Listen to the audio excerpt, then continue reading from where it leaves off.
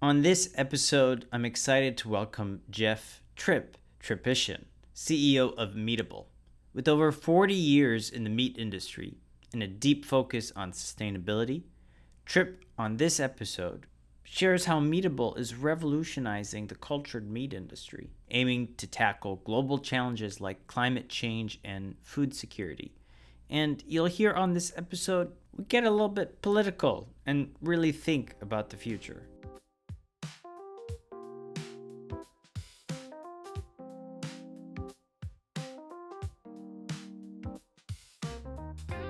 Thanks for joining us on the Cultured Meat and Future Food Show. I'm really excited to be here on the show with Jeff Tripician, or as we'll say, Tripp. Tripp, welcome to the show. Alex, thank you very much. Glad to be here. Tripp, before we jump into your background, we skipped a formal intro, so tell us very shortly what your current role is. So I'm fortunate enough to be CEO of Meatable, that's located in the Netherlands, right outside of Amsterdam.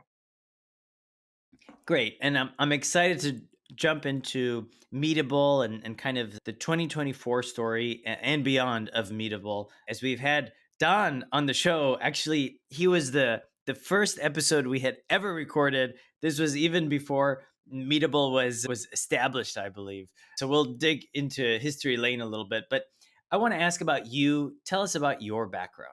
Before I do that, so Don is had his second child last week. So exciting moment for him. And he is a great partner. I'm always in awe of those people that have that ability to create the way founders do. I am not a founder, I'm an operator. And so I just thought, since Don, you might like to hear that. But so my background, very simple. I've been for about coming on 40 years, have dedicated myself to agriculture. And that's working with producers, people that actually do the hard work of things on the land, and being a processor, someone that takes it and turns it into food. I've done that primarily in meat, but the very premium end of meat, the claims that people want, sustainable, regenerative, humane, how you treat things in a way that they actually improve and make things better, not worse. I also was in the dairy industry for some period of time, both traditional dairy as well as soy milk, and the milk industry with Milk Mustache. So long career, 40 years. The last 20 plus have been taking small, very special premium companies and ideas from regional to marketplace success. Awesome. And you mentioned you're based in Colorado. Is that where you're originally from? No, I was born in Italy and moved around the United States quite some time growing up. Went to school on the East Coast up in Boston and our family found our way out here in the late 90s to the Front Range of Colorado, the Boulder area. And now we continue to move farther north into more agricultural area. And that's been a 25 or more year journey. Wow. And I guess this is going to be a tough question, but generally speaking, how have you seen things change in this 40-year career? I'm sure it's been a lot, but is there a couple things that really stand out where this is something we no longer do, or this is something that has become the norm? Anything like that? Yeah, look, I'll answer that in two ways. One, as a leader of meat companies, so ag, and then second, from a consumer standpoint.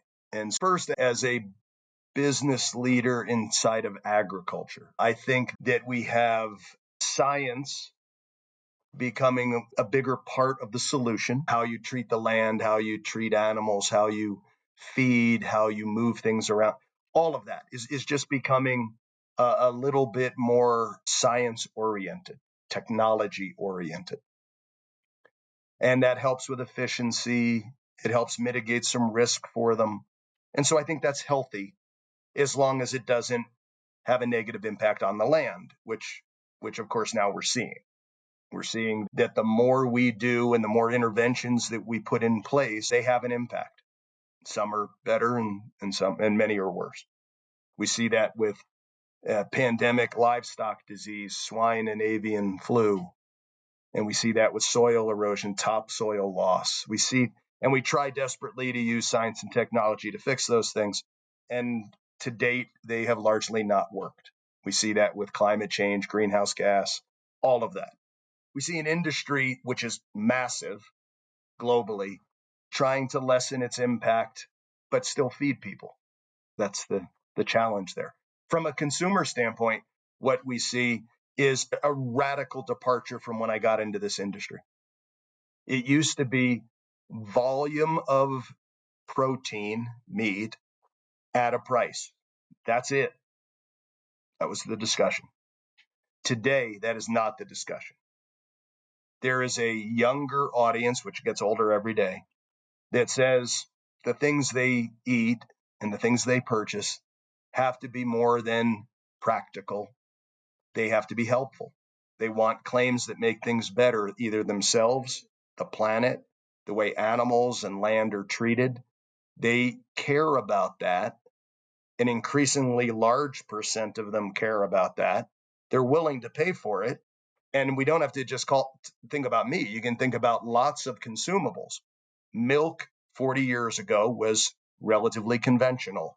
Today, look at a dairy case, and soy, almond, rice, oat milk, flavor proliferation, claim proliferation.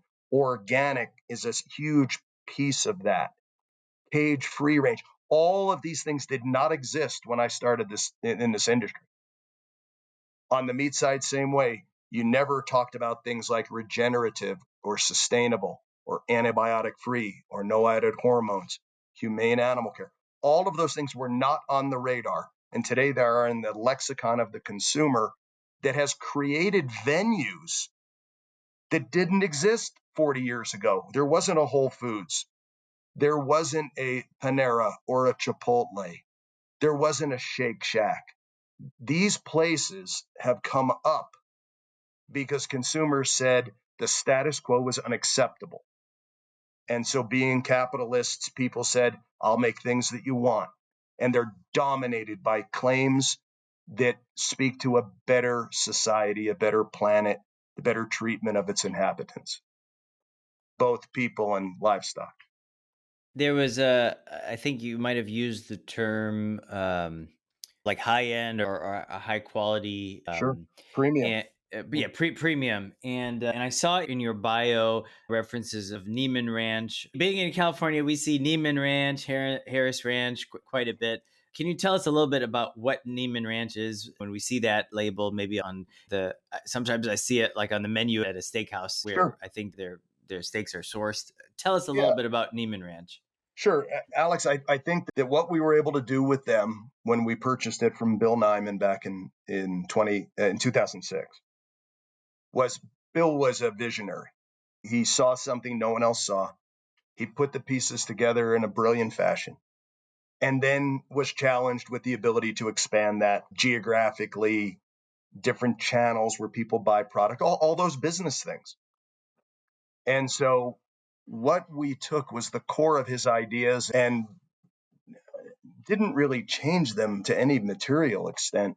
What we did is we put it inside of a business model. And the tenets of what he was building was that animal care and land treatment and fair and reasonable compensation for family farmers all fit together.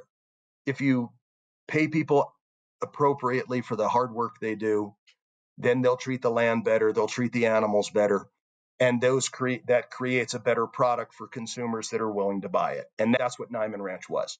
It was beef, pork, and lamb. It was processed products. And as a result, across about 10 years, maybe a little bit more, we were able to go from coast to have the company grow about 12x its original size, to support over 800 family farmers and ranchers. All of those signs of success got on many thousands of menus across the country, both kind of fast casual as well as fine dining, get into all of the very premium grocery store chains from natural to just very premium, and on college campuses, on business campuses. It permeated that part of the society that valued it. We sold that to Purdue, which is a wonderful company back in Maryland. And they took it and we've continued to expand. We did that with Coleman, which was a Colorado-based company. We did it with Petaluma. So this has happened over and over. It's these companies that you want to believe in because they're doing the right thing. And then you find the people that value that and you align them. Meatable's in the same exact spot, except the stakes are higher. Very cool. And here I am pronouncing it wrong, knowing not much about it. But then when I do see that logo on the menu, I think, okay, this is going to be good Right. quality meat. You trust them. I Right. trust You trust them. Awesome. Okay, so let's dive into cultured meat, cultivated meat. When did you first hear about cultured meat? I've been in this industry a long time, and this was sadly not on my radar this time last year. And I've spent my time on the fringes of the industry with grass fed, all of those things, all of those boutique type of activity as we try to take them more mainstream. What happened was I was putting together some grass fed beef companies because I think that's helpful, especially from a regenerative ag standpoint. And these folks called me. Meatable called. We had a conversation. I said, I really don't understand this. I'm no scientist. And they said a few things that changed the way I think about an industry I spent 40 years in. They said, okay, but if the industry grows 70%, which are the global projections, over the next 25 years, how are we going to feed your grandkids? And I stopped and I said, I've never thought about that. I've thought about land and farmers and ranchers and food, but I never thought about the globe's ability to feed 2 billion more people between now and 25 and 2050, 2 billion more people, and developing countries increasing appetite for protein. And that's 70% growth over 25 years. How do you do that when we're not going to have any more land? We're not going to have any more water. We're already destroying or undermining soil and fresh water today. We have things like the dead zone in the Gulf of Mexico. We already have topsoil degrading. So about a third of the topsoil in the Midwest in this country is no longer productive. We've already stressed animal feeding to grow them as fast as possible, to make it as densely within humane standards, as densely concentrated as possible. We have climate impact. We have greenhouse gas. All of those things today don't reflect 70% growth in 25 years. What is that going to look like? When they said that to me, I said, okay, I'm not going to be a hypocrite. I'll invest my time to try to see if there's an answer here. Now I'm talking to you. And that's an amazing stat to look at. And okay, so you learn about the industry, Meatable approaches you. What were your thoughts about I'm gonna start working with this company that's based in the Netherlands? Is there a plan to have a heavy US focus? Where is Meatable at now? So the home will always be in Leiden, Netherlands, right outside of Amsterdam, about 30 minutes. And that's because that's where the epicenter of the organization is. The company is a brilliant team of PhDs and scientists that have figured out how to take a cell from an animal, not hurt the animal, put it in a medium, so for you and I, food, feed it for 12 days. At the end of 12 days, you have the meat that you could use to make hamburgers and hot dogs and burritos and tacos and all of those things. Or you could say, nope, I'd like the cells to become different cells, become a steak or a pork chop or something else. That's the science. It's going to be in the Netherlands because that's where those people are. And I'm not silly enough to change that.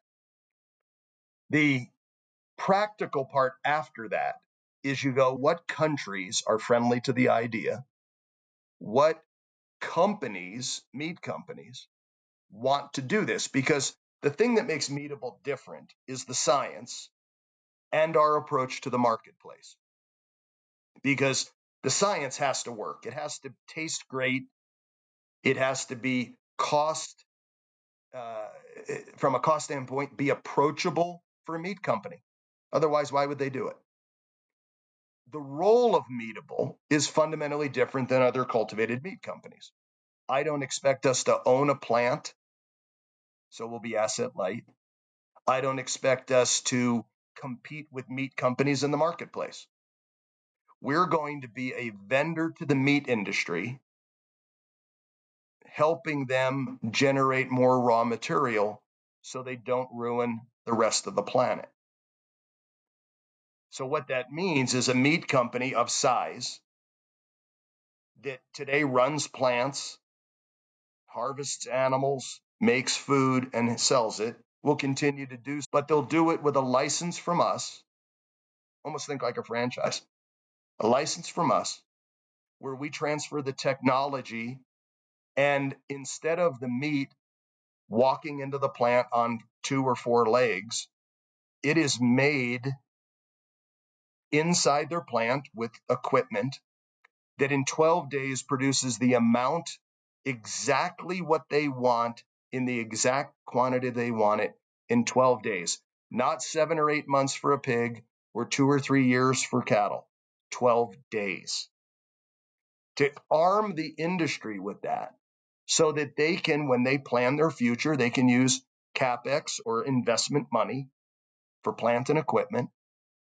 They can invest in that infrastructure just for them at the scale they want, in the location they want. And as they look into the future, that growth cultivated meat can pick up a good portion of that growth need that a meat company has. And Meatable is the best choice, and I'm biased, but it's the best choice. One, because we embrace that concept of being a supplier to the meat industry, but two, taste.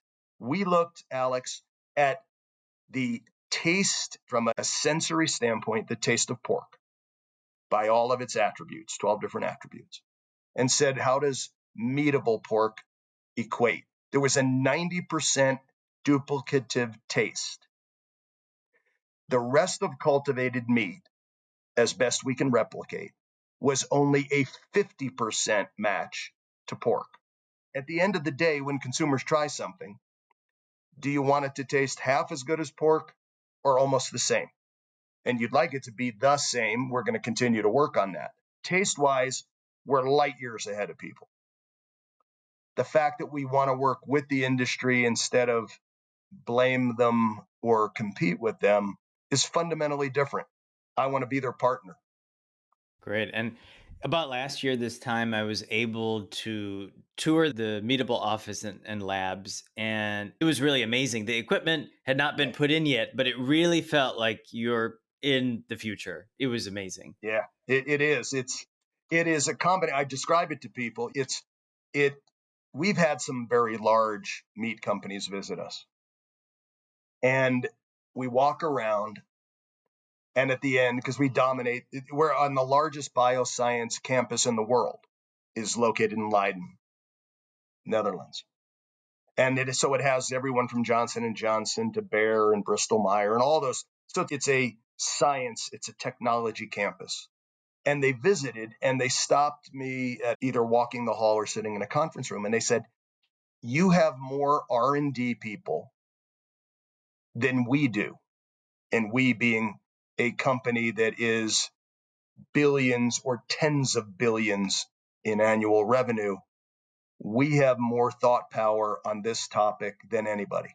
I find that to be encouraging and at the same time a little disappointed in the rest of the industry, in the meat industry, that they're not spending the time on this, but that's why we're in business. We can do the technology and transfer it to them. We're testing that transfer as we speak today. Amazing. And when a big company says something like that, it sounds a little bit scary, but also a little bit delicious about our future Yeah. being focused and have R&D to lead the way. Alex, what's interesting is I always look at the cup as half empty because I was raised that way. But that's probably an okay way to do this. If a meat company today is saying, look, we're busy trying to run our company and we invest a little time in the future, fine. I think you would embrace that. Then you'd say, what about these big changes? You go, isn't that the domain of pioneers, of the first guy that developed MAP packaging, modified atmosphere packaging? The first time they did that, people had to scratch their head and go, I don't know how to do that. Someone did. Or sous vide product. How do you cook it in a bag, retain all that? How do you do that? Meat companies go, I don't know how to do that. Somebody had a pioneer. So there's examples of how pioneering HPP, those are technologies that are largely sitting in the meat industry, that someone from outside the meat industry said, we have pioneered something that will fundamentally help your business and consumers. You'll get a premium for it, so you'll make more money. You should do it. We'll coach you. We'll help you every step of the way. And meat companies said, okay, cultivated meat should be identical to that. We've identified 7 global hubs of commerce. We're populating it with staff so that a meat company anywhere in the globe could say, here's where I am. Can you help me? And we not only have our headquarters in Leiden, we have people within their geography that can provide them with regular support so that they can do it every day once they start and make that commitment. And so the thought is really global, not just US and Europe focused. It's a global problem. Yeah. If we are looking at the US, folks in the meat industry, what are they thinking about this cultured meat technology? And what do you think about these statewide bans? I think Illinois might be the next one to follow suit. What are your thoughts on that? Yeah, look, I'll answer that in a couple of ways I'm not sure I'm speaking for a lot of people. I hope I am. But just as an American, I find it to be off-putting to have a government tell us what we can and cannot buy. That's not their job. Their job is to make sure things are safe, and that's the FDA's job, and they're working with us, so that works. And then to make sure USDA makes sure that it's safe, and we're working with them. So that mechanism is in place. When government overreaches and says, no, we're going to tell you what you can and cannot buy, doesn't sound like the United States. It sounds like other places. And as an American, I bristle at that. I'll decide what's right for me and my family. And I think every American should have that same right. Because what if they pick something else? What if they pick everything else? I think that's one of the founding principles of this country is we pick. They don't. Having said that, now to the business side. We have mechanisms with FDA and USDA to make sure it's safe. So it's not a safety issue. The other part is what it really is. There's a constituent for politicians that says, I'm worried that this could undermine agriculture, farmers and ranchers. That's a fair thing. That's a government's job, is to protect their constituents. So if they bothered to sit and talk, and I would meet with any one of them anywhere, whenever they'd like. If they'd like to sit and talk about what have we already done to destroy the land, the water, the air, to already stress these farmers and ranchers and already pay them precious little. What does cultivated meat do? Cultivated meat should handle some of the growth that we talked about. It shouldn't have one farmer or rancher raise one head of livestock less than they're doing today. So it doesn't threaten them. Anybody that looks at growth of 70% would say the current people are not threatened, nor their livestock. But it's more than that. You can now also go to the same group of people and say, the cultivated meat industry has to feed these cells when it produces. So now farmers and ranchers mainly farmers, could raise crops that the cultivated meat industry needs as part of their feed regimen for this. And the price they would get from the cultivated meat industry is higher than anybody else that's going to pay them because they're pharma thinkers and pharma costs more. So if Illinois or any other state that was reacting or overreacting would look at this, I think they would say, long term, this helps feed the globe. It helps mitigate some global issues that are significant. It helps those farmers and ranchers if they want to be helped, but it does no harm. And it's America, and we're supposed to pick what we eat, not a politician. Well said. And I think it's really important. And I think the way you said it is, I felt that, right? And that was, yeah. Alex, I'm going to give you last thought on that. Yeah. I think if we could get them to be a person and not with the lights on, not with a microphone, and just sit with them and go, Ron DeSantis or governors from Arkansas or Illinois or whatever, and say, look, you have a family, you have children, you have grandchildren, or you're gonna, some, you have a state with them. How are they gonna, what are they gonna eat? How much is it gonna cost? In 25 years, and I know they won't be in office, which is maybe the point, but in 25 years, when they go to a grocery store or they go to a restaurant, if the demand is up 70% and the supply doesn't keep up, prices are going to rise. How are they going to pay for that food if you inhibit a low cost way of getting that food between now and then? That's the question. If they have a better answer, that's fantastic. But if they don't, then how can they stand in the way of technology providing an answer here? They embraced it on automobiles, although initially everybody said it would put car companies out of business. That hasn't happened. So there's a lot of technology that scares people, and once they calm down, some of it is very helpful and some of it isn't. Why not let the marketplace decide what that is for cultivated? Is it very helpful or not? But it's safe, so that's not an excuse. I want to switch gears a little bit and I guess go to the table, so to speak. What are you most excited to cook with Meatable cultivated pork? What would it be? Would it be barbecue? Would it be some other type of dish? Yeah. So this is the disappointing part of this interview. I am a terrible cook, and I am the product at my age. I am the product of a guy that travels a lot and eats wherever he can.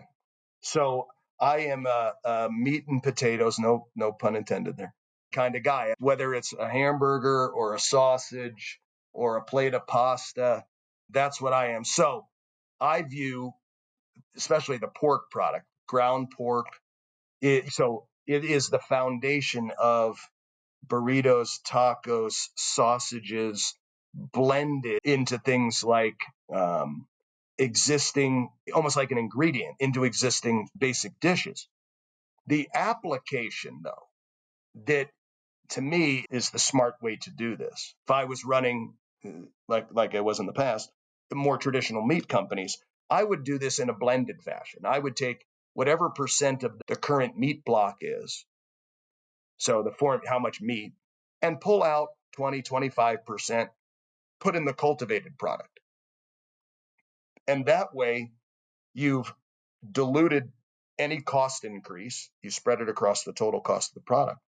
But you're also introducing it into the diet in a percent instead of 100%. It's just 10, 20, 30, 40%. And you feather it in so that someone has it, like for plant-based products that are directionally, I think consumers wanted that to be successful. They didn't really like the taste, or they looked at it and said there's a lot of things in there they were surprised about. If you blended in cultivated pork, it would taste, we tested this, would taste just like a pork product, not a plant-based product. And this is If it blending was, into actual pork. yeah, Yeah, If yeah. you put it in with actual pork, then what you get is the claims that you're actually doing some good.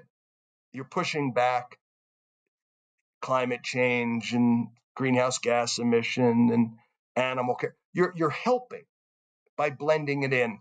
And that's just a very practical way of introducing cultivated meats to people. I don't think you start with a steak or a pork chop. You start with things that are far more common, ground pork type items or ground beef type items are things that consumers have every day in their diet. And at least with Meatable, you wouldn't taste a difference and the cost would be negligible, especially given the benefit. So I'm a basic eater. Sausages, meatballs, tacos, burritos, hamburgers. It's around 8 a.m. We're both out. So Yep. breakfast burrito sounds pretty good right now. Yeah. And I think that's also how you solve these big problems. You don't pick little narrow categories. If you have a big problem, you take a bite out of the big problem. The big problem is are big categories that are ubiquitous across the diet. It's on most menus. It's in most refrigerators. That's if you're going to try to fix those big planetary issues, you have to have a product that's big enough to do it. You don't pick charcuterie. As we begin to wrap up, I wanted to ask you, are there any last thoughts or any last insights for our listeners today? Yeah, as an American, I don't think about what I'm about to say, but this is a global problem. I've spent time over the last month in Asia, in a couple different countries, as well as in Europe. And I've had people from those countries, both ministers of government as well as meat companies, say, you're an American, you're lucky. You don't wake up each morning and worry about food security. And I never have. And hopefully your listeners haven't either. But they do. And 10% of the global population goes to bed every night hungry. That's 800 million people. And I was talking with the folks in Singapore, Minister of Agriculture, and he said, Tripp, 1% of our food demand we actually produce or make here in Singapore. 99% is imported. We learned through COVID that is a disastrous situation, potential. And so we have a program to fix that. It's called 30 by 30. We want 30% of our food by 2030. And I listened to him and I said, so every day you worry about the ability to feed your people. I got back, I pretended like this was news because it was to me, to the folks in the Netherlands at our corporate office. And they said, Tripp, the UN has over 20 countries on their food scarcity list. And those people are the same as Singapore, except they're less affluent. Our product can help them. So, Alex, you could see a moment where in a country that has terrible land, terrible water or lack of both, and so they can't raise livestock, could build a building with a meat company in downtown, wherever it is, couple stories high, that is of the size that could feed the inhabitants of that area and do no harm. I don't see how we say, let's not pursue that. I don't understand how you don't spend the time to figure that out and see if you can. Whether you're Illinois or Florida or Arkansas, I think you owe it to everyone else to see, to determine if this can be a big part of the problem, a solution to the problem. And I feel like that will be the future. Tripp, thank you so much for joining us on the show. Alex, thank you. I appreciate the time. If anything I can do for you in the future, please ask. This is your host, Alex, and we look forward to seeing you on our next episode.